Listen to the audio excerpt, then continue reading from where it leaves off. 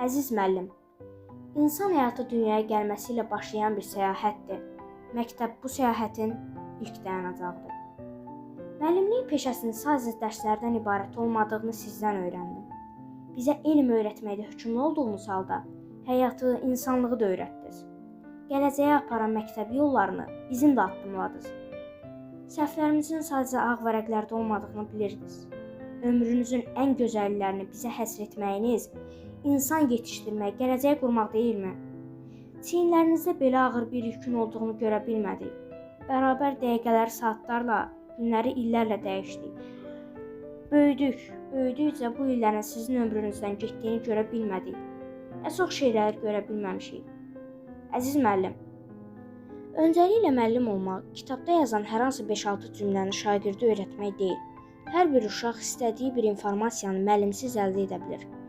Müəllim olmaq qəlblərə, həyatlara, gələcəklərə toxunmaqdır. Müəllim olmaq işıq olmaqdır. İlham vermək, ruhlandırmaq. Şagirdin həqiqi potensialının açılmasında vasitəçi olmaq. Müəllim olmaq bəlkə də kasıb bir ailədə doğulan gəncin həyatını bir cümlədə dəyişə bilməyə bacarandır.